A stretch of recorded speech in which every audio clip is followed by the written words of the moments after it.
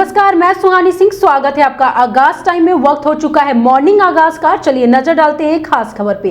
फिरोजाबाद में आयोजित माथुर वैश्य महासभा के सम्मान समारोह में भारत के मुख्य चुनाव आयुक्त ज्ञानेश कुमार पहुंचे, जहां उनका भव्य स्वागत किया गया। इस मौके पर उन्होंने बिहार चुनाव से पहले मतदाता सूची को लेकर विपक्ष के सवालों का जवाब देते हुए कहा कि चुनाव पूरी तरह संविधान और कानून के तहत कराए जाएंगे। उन्होंने स्पष्ट किया कि जो भी व्यक्ति पात्रता रखता है उसका नाम मतदाता सूची में जोड़ा जाएगा।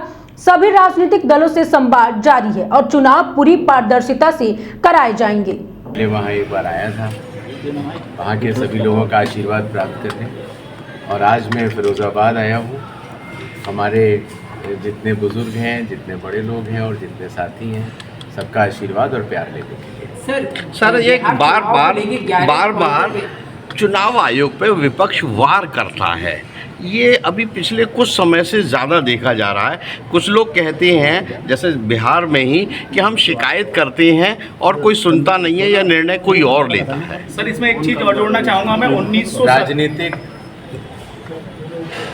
पार्टियों से चुनाव आयोग का संवाद लगातार होता रहता है। पिछले 4 महीनों में हर असेंबली कॉन्स्टिट्यूएंसी में ऑल पार्टी मीटिंग्स करवाई गई। अगली खबर पीलीभीत से है। पीलीभीत के पुरनपुर तहसील में शनिवार को आयोजित संपूर्ण समाधान दिवस में डीएम, एसपी और अन्य विभागीय अधिकारी ने जनता की शिकायतें सुनी। कुल 59 शिकायतें दर्ज हुई, जिनमें से 5 का मौके पर ही निस्तारण कर दिया गया। इस मौके पर नेकी की दीवार वृक्षारोपण कार्यक्रम के तहत अधिकारियों ने पौधारोपण भी किया। सबसे ज्यादा शिकायतें जमीन और राशन कार्ड से जुड़ी रही। जिला अधिकारी ने लेखपालों को समयबद्ध समाधान सुनिश्चित करने का निर्देश दिए। अगली खबर मुरादाबाद से है। मुरादाबाद के सर्किट हाउस में उस वक्त हड़कंप मच गया जब बीजेपी किसान मोर्चा के जिलाध्यक्ष की कार में 6 फीट लंबा सांप घुस गया। घटना समाज कल्याण राज्य मंत्री असीम अरोड़ा वही मौजूद थे और बैठक चल रही थी। सूचना मिलते ही वन विभाग की टीम मौके पर पहुंची और घंटों की मशक्कत के बाद सांप को सुरक्षित बाहर निकाला गया और इस घटना ने परिसर में मौजूद लोगों में दहशत फैला दी, जिसके बाद सतर्कता बढ़ाने में निर्देश दिए गए हैं। जी, क्या नाम है आपका? सर मेरा नाम मोहम्मद अजीम है। अजीम जी, आप सर्किट हाउस पहुंचे हैं, सांप को रेस्क्यू करके निकाला है। कितनी कड़ी मशक्कत के बाद सांप पर काबू पाया गया है? सर मैंने 2 से ढाई घंटे मेहनत की है, प्रॉपर जैक लगाया और मैं पूरी तरीके से पूरा प्रयास किया और इस काम को मैंने अंजाम दिया। सांप को बिल्कुल सही सलामत मैंने निकाल लिया और रेस्क्यू कर लिया सांप का। कितने देर से ये कौन सी गाड़ी में घुसा हुआ था?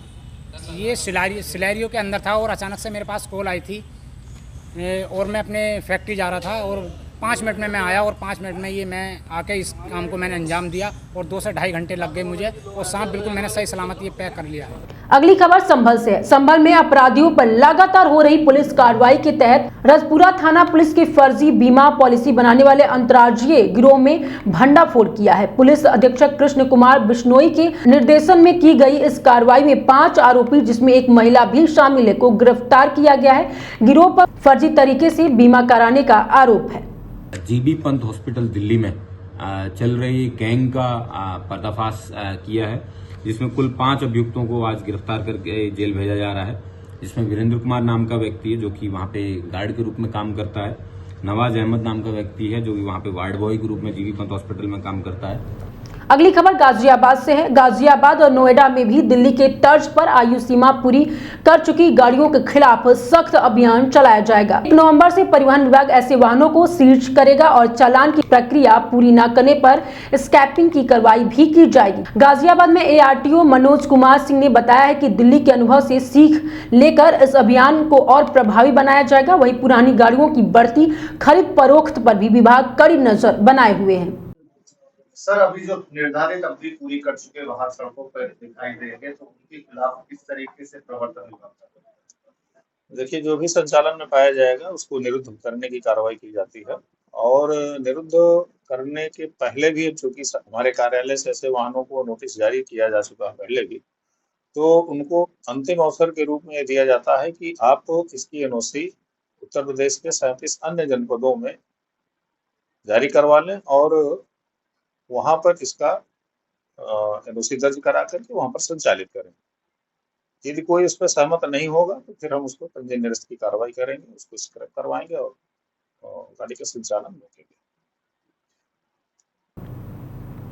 अगली खबर हरिद्वार से। हरिद्वार में पुलिस मुख्यालय में एसएसपी प्रमेंद्र सिंह डोभाल की अगुवाई में सैनिक सम्मेलन का आयोजन किया गया। सम्मेलन में जवानों की समस्याएं सुनी गई और समाधान के निर्देश भी दिए गए। बेहतर प्रदर्शन के लिए 31 पुलिसकर्मियों को मैन ऑफ द मैच और 5 महिला पुलिसकर्मियों को वुमेन्स ऑफ द मैच सम्मान से नवाजा गया। एसएसपी ने सभी को बधाइयां देते हुए भविष्य में और बेहतर कार्य की उम्मीद जताई है।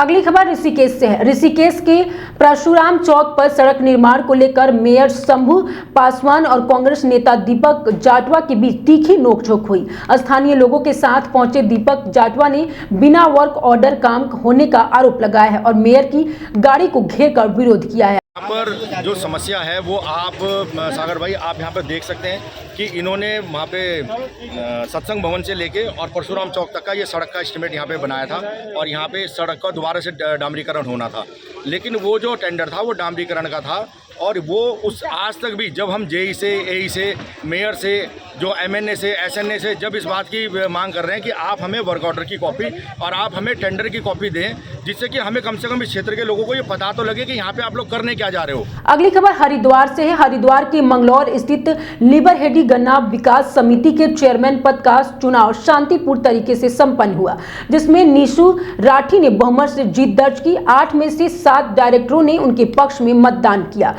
और अपने सभी डायरेक्टरों का, अपने किसान भाइयों का, जो अपने बड़े हैं उनका सबका धन्यवाद करना चाहती हूँ कि उन्होंने मुझे इस काबिल समझा और आज जो मैं इस पद पर खड़ी हूँ वो सबके सहयोग से ही खड़ी हूँ और मैं पूरी भाजपा का धन्यवाद करना चाहती हूँ। किसानों की समस्याएं सुनी जाएंगी। अगली खबर हरिद्वार से। हरिद्वार की धर्म नगरी में संतों का आशीर्वाद प्राप्त करना एक विशेष अनुभव होता है।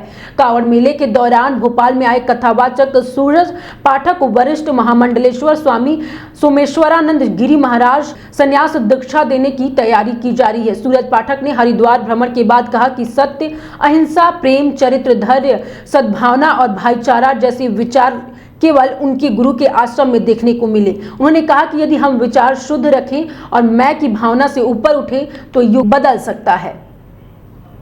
अगली खबर लखनऊ से है। लखनऊ से बड़ी खबर सामने आई है, जहां बलरामपुर में धर्मांतरण के मामले में एटीएस ने बड़ी कार्रवाई की है। जी हां, एटीएस ने जलालुद्दीन समेत 4 लोगों को गिरफ्तार किया है और 9 नामजद एवं अज्ञात के खिलाफ गोमती नगर थाने में केस दर्ज किया है।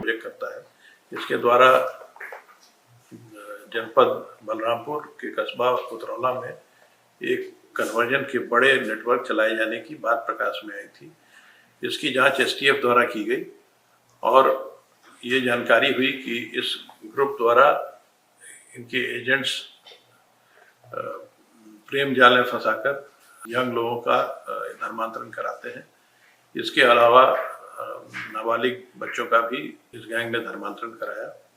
इस गैंग के 40 अकाउंट्स में विदेशों से 100 करोड़ से अधिक की धनराशि प्राप्त हुई, जिसका इस्तेमाल धर्मांतरण के लिए किया गया।